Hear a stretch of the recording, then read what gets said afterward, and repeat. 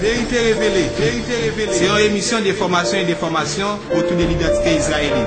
Qui vient pour but de révéler peuple haïtien sous vraie identité. Qui est-ce qui est vrai juif yo? Qui compte 12 tribus israéliennes kounya? Qui est-ce qui occupe terre? Haïtien. Est-ce qu'on connaît nous c'est une tribu Israël yo? Tribu Lévi. Qui secret qui caché dans le drapeau nous? Qui coulait peuple ça? Qui vrai non Christ là? Qui vrai non Amérique? Et qui est-ce qui te découvrir? Pour répondre à la question ça yo, branchez émission Vérité révélée. Vérité ça, après nous livre. Jamais de verset anglais.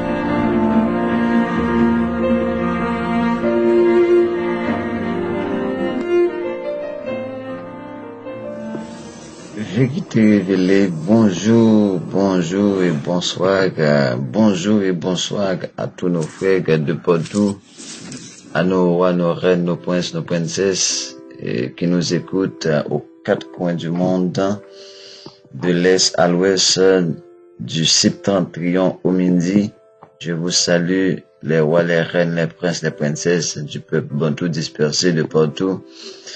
Je vous salue, cher peuple hébreu de Katiopa, de la terre d'Haïti et des Amériques, de l'Asie comme de l'Europe, de l'Océanie. Je vous salue au nom de Congo, je vous dis Mbote, et au nom d'Haïti, je vous dis Lisaï. Bonjour et bonsoir à tous nos sentinelles, à tous ceux et celles qui sont nouveaux et nouvelles sur cet espace, notamment nos chers abonnés. Je vous salue et je vous dis encore bon retrouvailles entre nous et pour continuer et ferme et fervent et ce combat, cette bataille de liberté, cette bataille pour la prochaine libération de l'humanité, et tout doit passer par ce travail de réveil dont nous donnons le devoir de notre côté, mais je sais qu'il y a plein de sentinelles qui mènent ce combat et de partout, ils sont de partout, et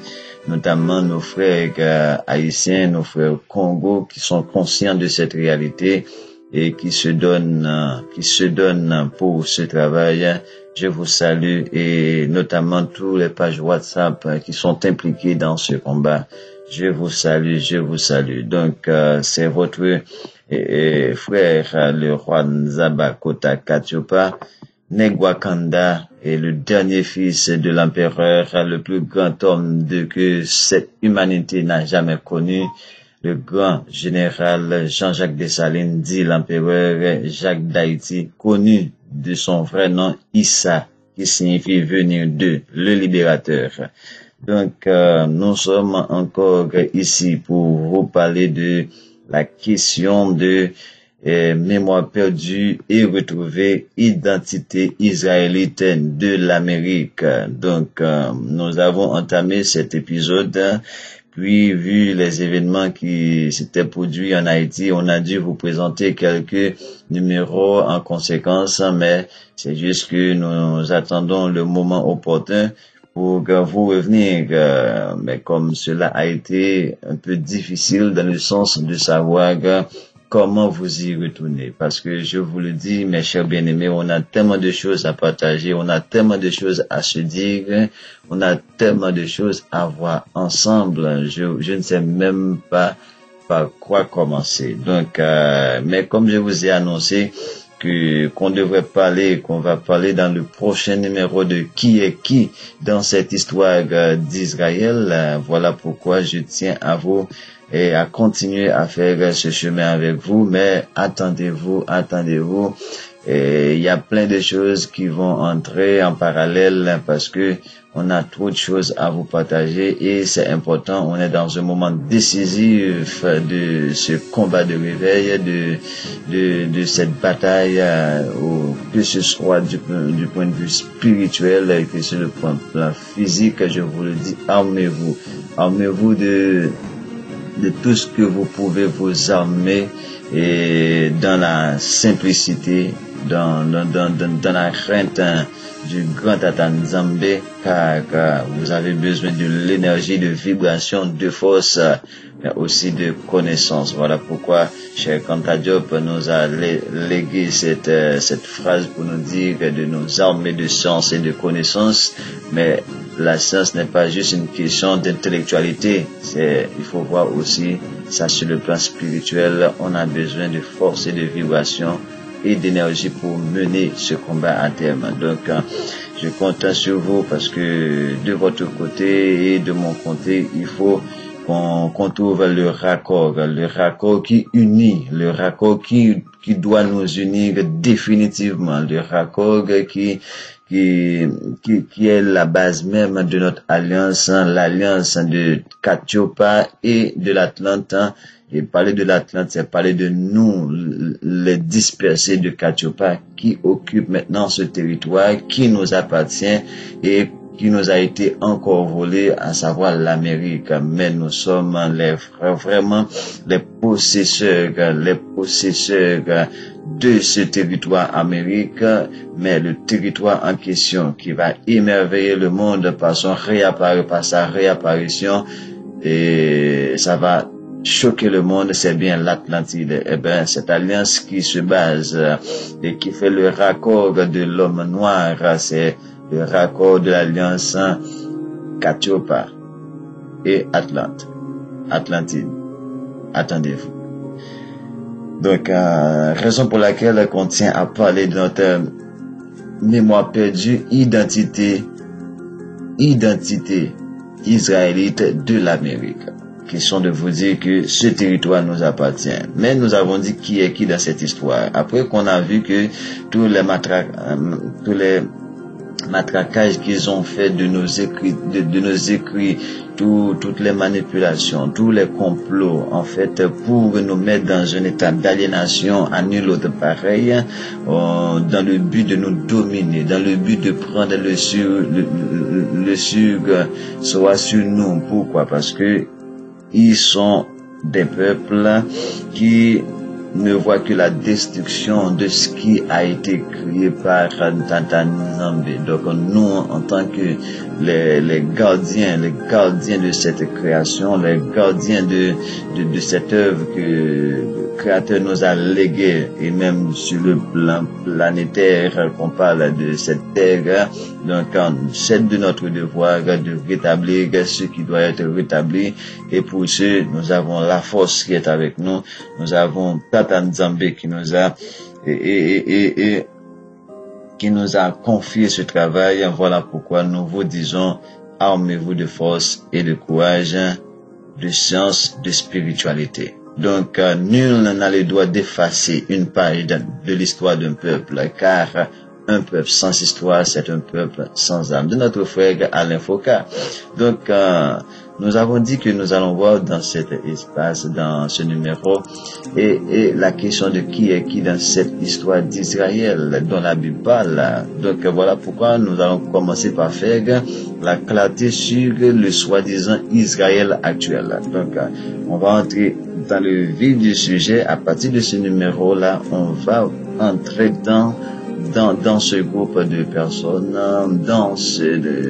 comment on pourrait dire, disons mieux, dans ce groupe de personnes qui vont créer cet espace qu'on appelle l'État d'Israël, qui se nomme juif de nos jours, mais nous avons tous là un peu l'idée de ce que la Bible nous donne sur leur véritable identité à travers Apocalypse 2, verset 9. Vous allez lire par vous-même, question de ne pas dire que c'est Katiopa qui vous a dit telle ou telle chose. Donc, allez voir qui sont ces gens dans Apocalypse 2, verset 9. Et également, vous pouvez jeter un coup d'œil dans Jean chapitre 8 et vous allez comprendre qui sont vraiment ces gens-là. Donc, et voilà pourquoi nous dit que nous allons commencer par faire la clarté sur le soi-disant État d'Israël qui a été usurpé entre les mains des Palestiniens pour donner à un peuple barbare, je dirais, à un peuple de guerriers belliqueux depuis sa création. Donc, ou du moins, c'est depuis, disons, même sa naissance. Donc, c'est un peuple qui cherche la guerre, qui fait la guerre, qui détruit et qui détruit. Voilà pourquoi vous voyez, c'est des choses qui se font au jour le jour, bombardement à Gaza, bombardement partout. Pourquoi? Parce que c'est ça qui est dans sa nature. Et voilà pourquoi nous allons voir voir tout ça afin de déterminer quel est le véritable Israël. Est-ce que le soi-disant Israël qui est dans la Bible peut avoir un tel comportement comme on le voit en Palestine, un peuple qui coupe tout aux Palestiniens par le simple fait que, et c'est pas d'elle, par le simple fait que c'est des Noirs, les Palestiniens. Ok, qui sont à l'arrière-plan de ce territoire, ils l'ont mis à l'arrière-plan, ils n'ont pas d'électricité, ils n'ont pas d'eau, ils n'ont rien. Donc, est-ce que l'Israël de la Bible peut avoir un tel comportement?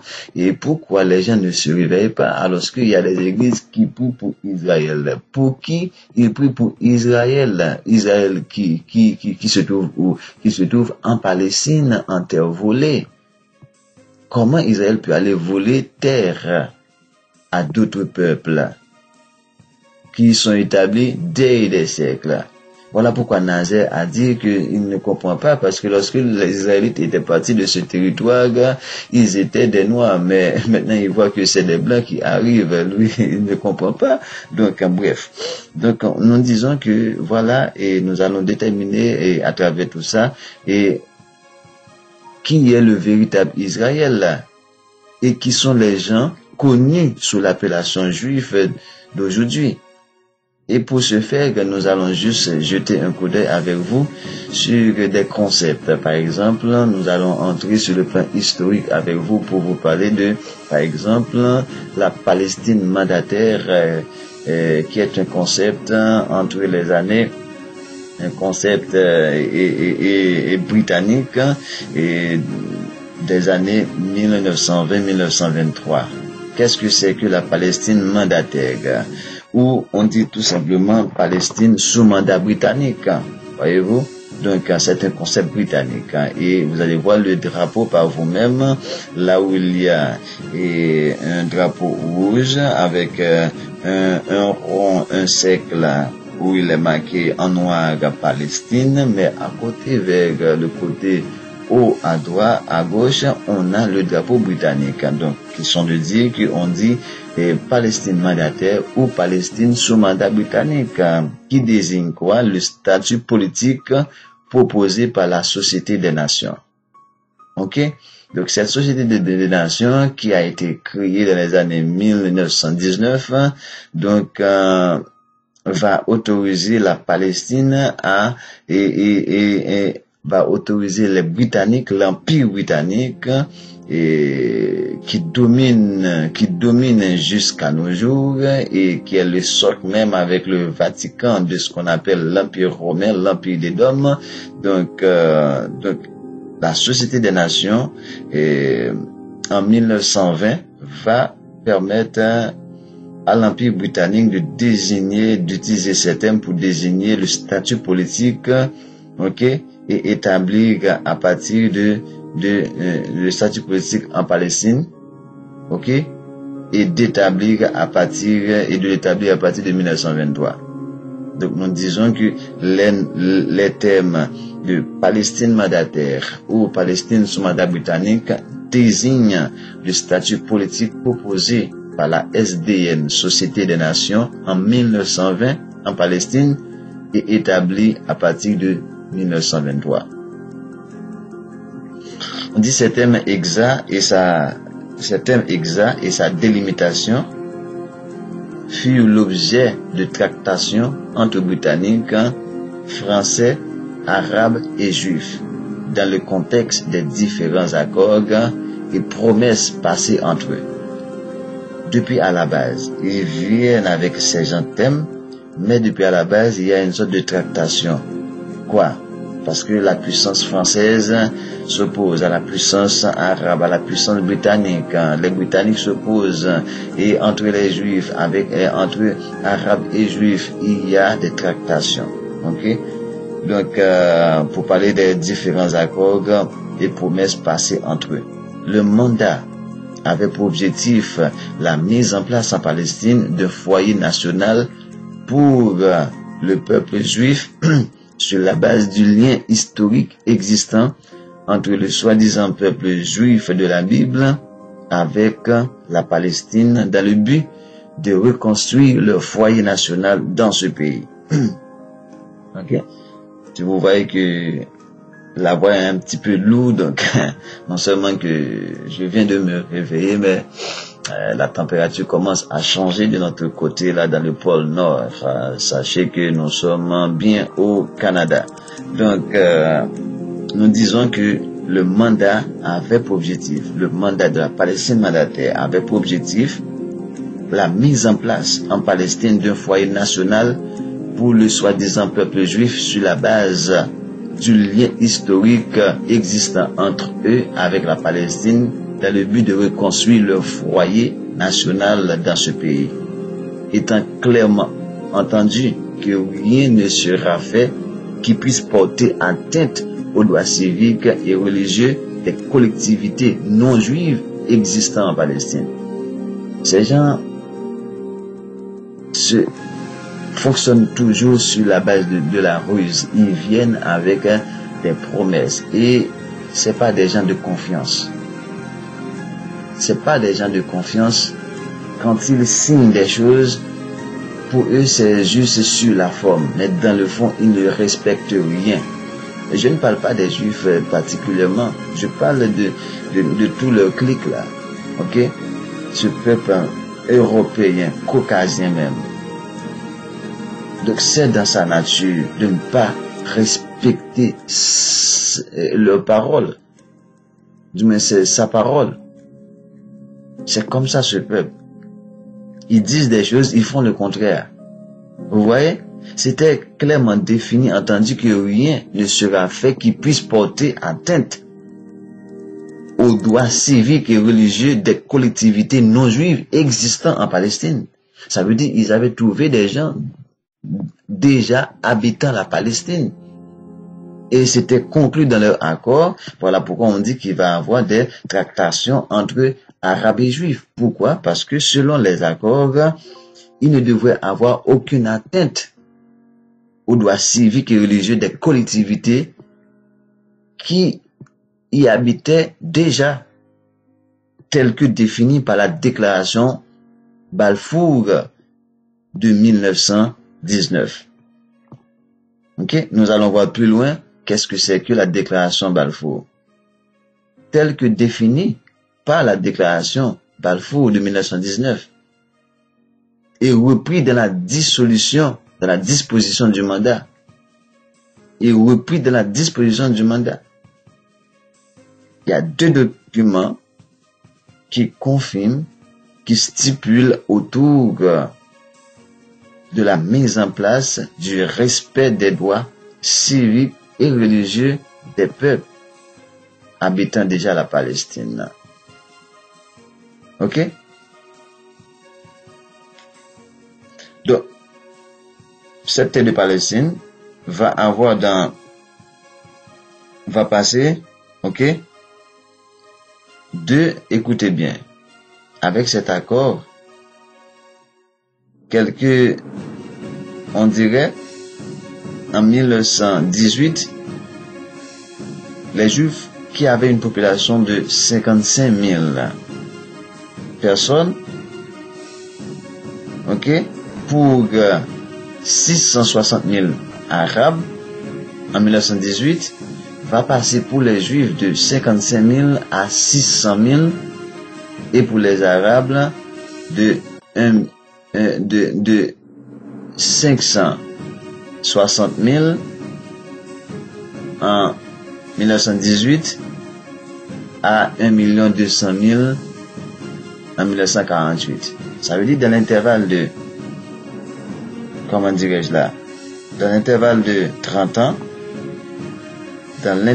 30 ans, les Juifs sont passés de 55 000 à 600 000, alors que les Arabes ont passé de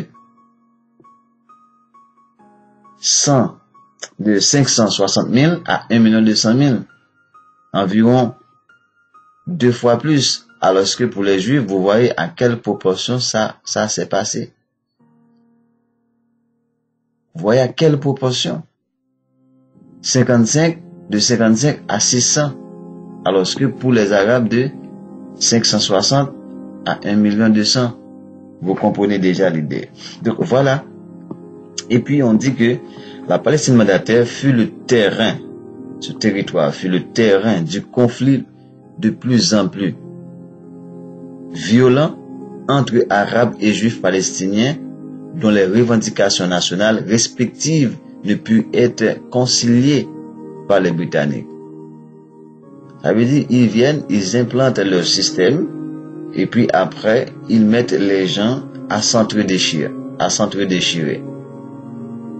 L'Empire britannique vient d'implanter son statut politique entre Arabes et Juifs et puis après il les laisse s'entretuer. Vous voyez, la Palestine mandataire fut le terrain du conflit de plus en plus violent entre Arabes et Juifs palestiniens dont les revendications nationales respectives ne purent être conciliées par les Britanniques. En conséquence, ces derniers remettent la question de la Palestine et leur mandat à l'ONU en 1947, qui va tout mettre à l'œuvre pour établir les Juifs en Palestine afin, après avoir rejeté le choix de Rwanda. Donc, c'est définitivement l'ONU qui va statuer pour finalement imposer les Juifs sur ce territoire de la Palestine. Mais avant, ils avaient en tête d'établir ces Juifs au beau cœur de l'Afrique de l'Est, entre l'Afrique centrale et l'Afrique de l'Est. Mais peut-être ils se disaient non, on va voir ça plus loin. Pourquoi ils n'ont pas définitivement mis ce peuple barbare en Afrique de l'Est directement? Ils l'ont mis plutôt en Afrique et beaucoup plus, ils appellent Moyen-Orient. Mais tout ça, c'est l'Afrique. Ce qu'on appelle Moyen-Orient, là, c'est l'Afrique. C'est un découplement fait par eux-mêmes, les Britanniques, qui inventent le thème de Moyen-Orient en 1939. Donc voilà, mes chers bien-aimés, l'un des premiers éléments à prendre en compte dans qui est qui dans cette histoire d'Israël. La Palestine mandataire de 1920 à 1923 qui désigne un statut politique proposé par la Société des Nations en 1919 en Palestine pour établir un foyer pour ce peuple juif en terre de Palestine. Bref, après toutes ces difficultés, conflits entre Arabes et Juifs, aucun accord n'a pu être trouvé. Donc il va y avoir ce qu'on appelle la grande révolte arabe de 1936 à 1939 en Palestine mandataire. C'est ce qu'on appelle la grande révolte arabe de 1936 à 1939 en Palestine mandataire. Les noms de grande révolte arabe ou révolte arabe tout court désignent la rébellion des Arabes palestiniens pour la fin du mandat britannique sur la Palestine, la création d'un État indépendant, fin de l'immigration juive. Parce que je vous dis, dans l'espace de 30 ans, ils sont passés de 55 000 à combien? À 600 000. Contrairement aux Palestiniens qui étaient à 660 000 et qui passent à 1 200 000. Donc ça veut dire que les Juifs commencent à prendre l'ampleur, la proportion sur eux. Voilà pourquoi, à travers la grande révolte arabe, ok? Donc ils demandent à ce que, non seulement qu'on mette fin au mandat britannique sur la Palestine, qu'on arrive à la création d'un État indépendant pour les Palestiniens et de mettre fin à l'immigration juive. Donc, cette grande révolte se déroula de 1936 à 1939. Elle est au point culminant, elle arrive au point culminant dans le combat des nationalistes palestiniens à l'époque du mandat britannique et ses conséquences sont importantes dans le cadre du conflit israélo-palestinien et de la fondation de l'État d'Israël. Dès le 19e siècle, dès la fin du 19e siècle, un important courant au sein des communautés juives mondiales revendique l'autodétermination et la fondation d'un État juif en Palestine. Dès la fin du 19e siècle, un important courant au sein des communautés juives, je ne dis pas encore que c'est important le nom de cet important courant-là. Dès la fin du 19e siècle, notez ça, un important courant au sein des communautés juives mondiales revendique l'autodétermination et la fondation d'un État juif en Palestine. Quel est cet important courant? C'est connu sous le nom du sionisme. En 1917, les Britanniques, par l'intermédiaire de la déclaration Balfour, nous allons vous dire qu'est-ce que c'est que la déclaration Balfour un peu plus tard. On dit en 1917, les Britanniques, par l'intermédiaire de la déclaration Balfour, annoncent leur soutien officiel au projet sioniste. Ils sont suivis en 1923 par la Société des Nations qui donne aux Britanniques un mandat en Palestine pour y favoriser l'immigration juive et la mise en place d'un foyer national juif. Vous entendez? Est-ce que vous entendez? Hein? Est-ce que vous entendez tout ça? C'est incroyable. Incroyablement incroyable. Nous disons que en 1917, les Britanniques, par l'intermédiaire de la déclaration de Balfour, annoncent leur soutien officiel aux sionistes. Maintenant, une question. Vous vous posez bien, mais peut-être, c'est quoi la déclaration Balfour? C'est quoi la déclaration Balfour? Donc, nous allons vous lire un petit peu la déclaration de Balfour et vous allez vous rendre compte par vous-même que la déclaration Balfour de 1917 est une lettre ouverte datée du 2 novembre 1917 et signée par Arthur Balfour, le Foreign Secretary britannique, le secrétaire des affaires étrangères britannique. Comment il s'appelle cet homme-là? Arthur Balfour. Il est le secrétaire des affaires étrangères britannique et d'origine juive. Donc, on dit que c'est une lettre ouverte du 2 novembre 1917 et signée par Arthur Balfour, qui était secrétaire des affaires extérieures étrangères de l'Empire britannique. Il est un juif. C'est normal qu'il vienne avec la déclaration de Balfour pour imposer un foyer national juif. Elle est adressée à Lord William. Pourquoi je dis William? Cette lettre est adressée à Lord Lionel Walter Rothschild. Notez bien, hein?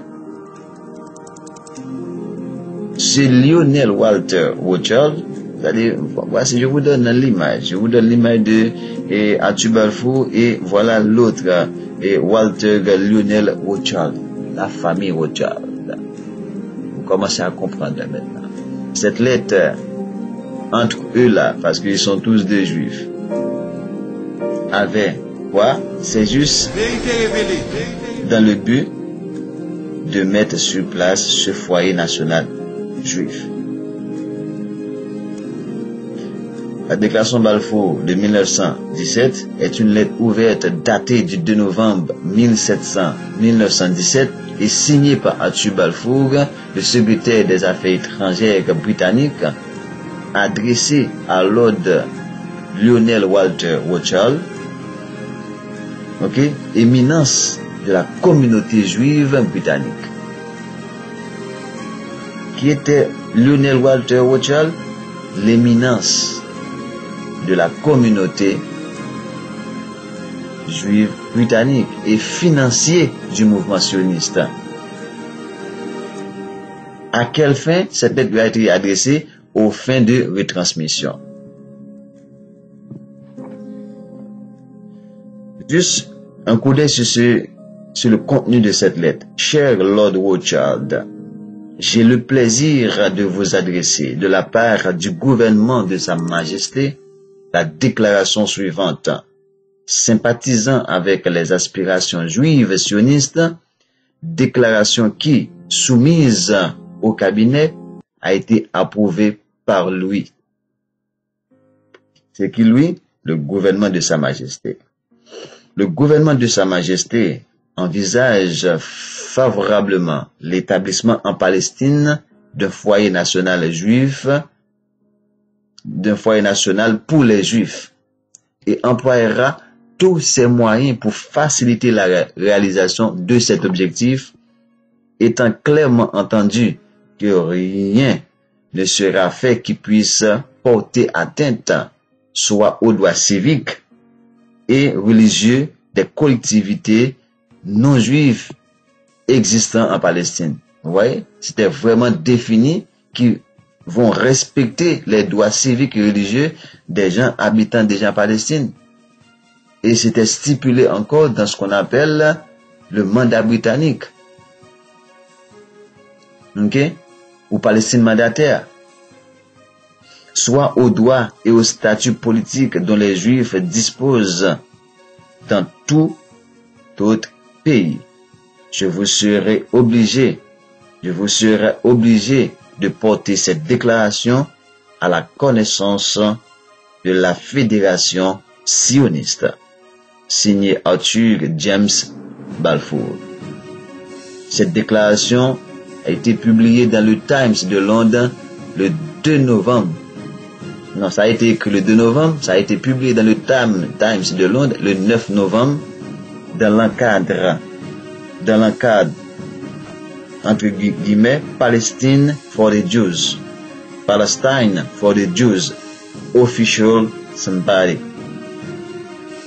Par cette lettre, le Royaume-Uni se déclare en faveur de l'établissement en Palestine d'un foyer national juif. Cette déclaration est considérée comme une des premières étapes de la création de l'État d'Israël, étant la promesse qu'elle contient sera mise en œuvre durant la conférence de Paris, préalable à la conférence de San Remo, confirmée par le traité de Sèvres. Vous entendez?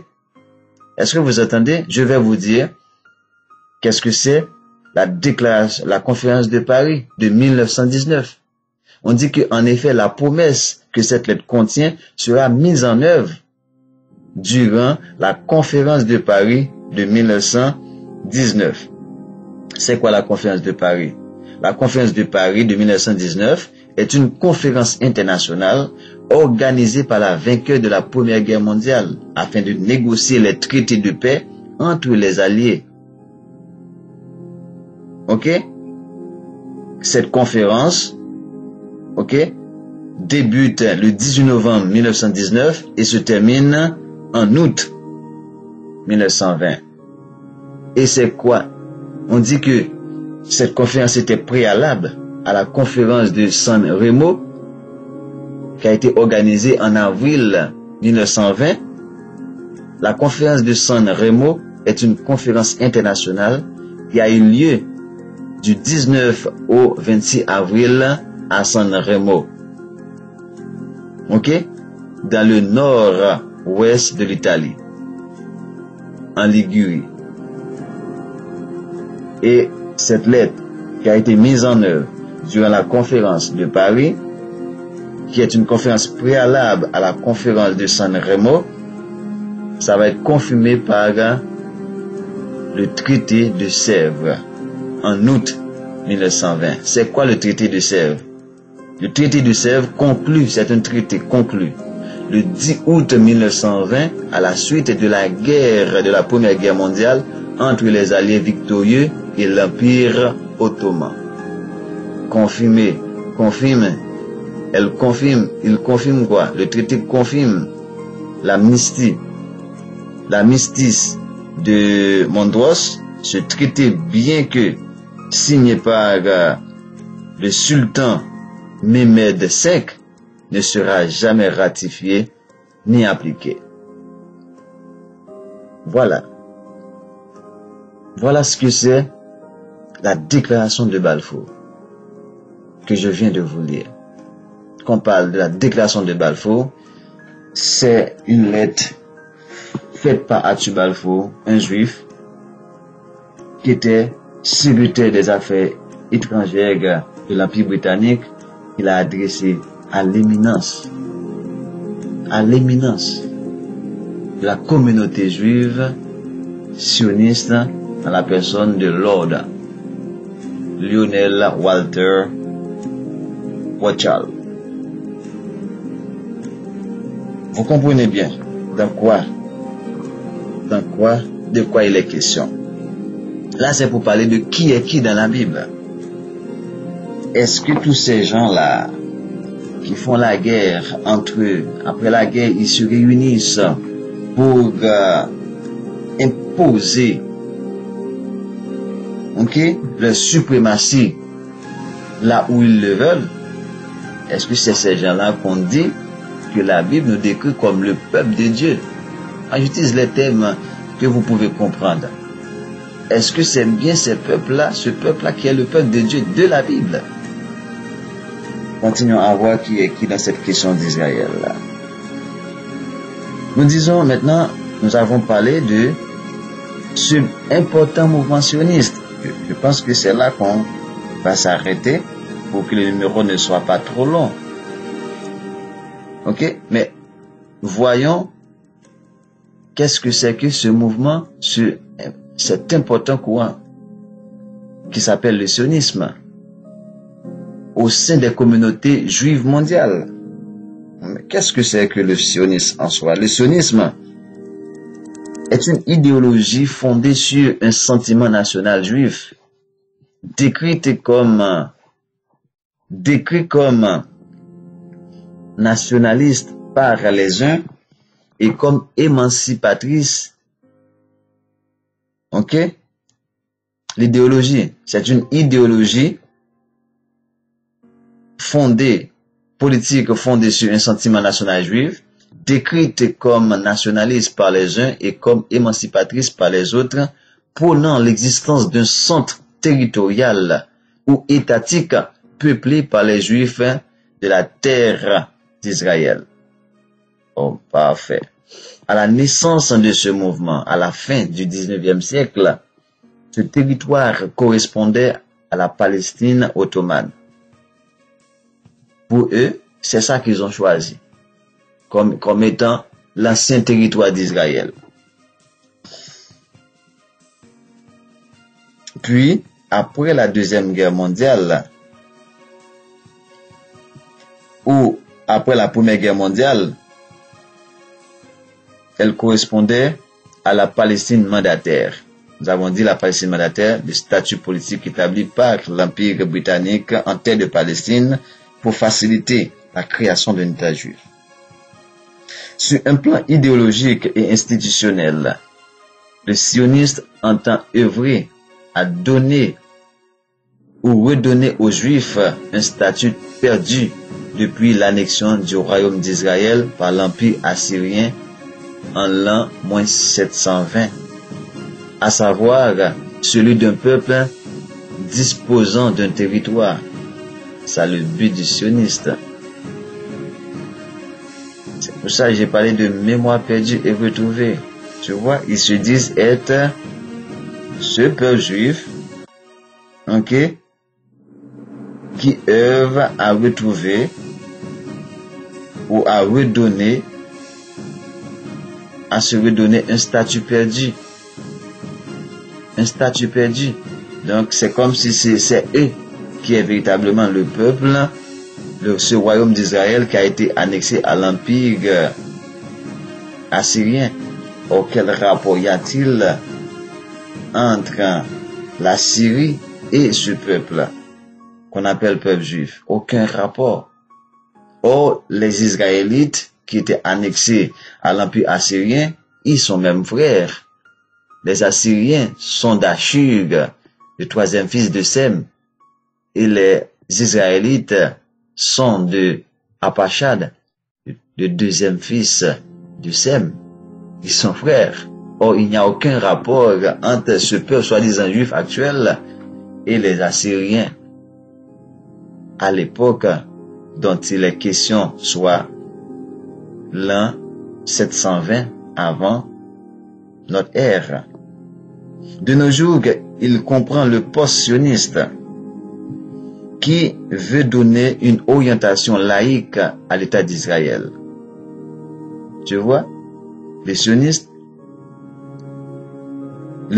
devient comme un mouvement post-sioniste qui veut donner une orientation laïque. Ça veut dire maintenant il s'en fiche de ce qu'on pourrait appeler la religion ou quoi que ce soit. Normaliser les relations avec les Palestiniens. Et le néo-sioniste qui milite pour la migration des Palestiniens et des Arabes israéliens vers les autres pays arabes. Tu vois de quoi il en est? Il parle de néo-sioniste. Le mouvement sioniste est né parmi les communautés d'Ashkenaz. Voilà là où on commence à entrer véritablement dans qui est qui dans cette histoire d'Israël. On dit que le mouvement sioniste est né par les communautés d'Ashkenaz, de l'Europe centrale et orientale, sous la pression des pogroms, mais aussi en Europe occidentale, à la suite du choc causé par l'affaire de Fos. L'affaire de Fos, c'est une sorte de jugement qui a été rendu, blablabla, entre, ça concerne la France et l'Allemagne. Vous pouvez aller voir l'affaire Dreyfus. D-R-E-Y-F-U-S. L'affaire Dreyfus. Qui compte parmi les motifs du lancement du congrès sioniste par Theodore Herzl. Theodore Herzl, c'est lui qui est le véritable fondateur de ce mouvement sioniste, cet important courant des communautés juives. Vous entendez? Le mouvement sioniste est né parmi les communautés ashkénazes d'Europe centrale et orientale sous la pression des pogroms. Nous allons voir avec vous qu'est-ce que c'est pogrom, mais aussi en Europe occidentale. Ok? À la suite du choc causé par l'affaire Dreyfus, qui compte parmi les motifs du lancement du congrès sioniste par Theodore Herzl. Bien qu'ayant des caractères spécifiques du fait de la dispersion des Juifs, cette idéologie est contemporaine de l'affirmation d'autres nationalismes en Europe. Mais nous avons dit que le mouvement sioniste est né parmi les communautés ashkénazes d'Europe centrale, occidentale et orientale. Un terme est clé ici, la communauté ashkénaze. Mais dans cette question de qui est qui dans cette histoire d'Israël, nous allons voir véritablement qui sont les Ashkénazes. Pourquoi une communauté d'Ashkénazes se réclame être les enfants d'Israël de la Bible? Est-ce que les Israël de la Bible ont un rapport avec ce thème Ashkénazes, avec cette ethnie, si vous me permettez, même d'Ashkénazes, avec cette communauté ashkénaze. D'où vient ce mot Ashkénaze? Même bibliquement parlant, nous allons voir qui sont les Ashkénazes. Et de ce fait, je vous le dis, mes chers bien-aimés, scindez-vous, car nous allons vous révéler véritablement la vérité sur cette question de qui est qui, de cette question d'Israël. Le prochain numéro, nous allons aborder qui sont les Ashkénazes, la lignée biblique des Ashkénazes, et tout ça, nous allons voir pour comprendre qui est qui véritablement dans cette question d'Israël. C'était votre roi Nzabakota Kachopa, sentinelle moment.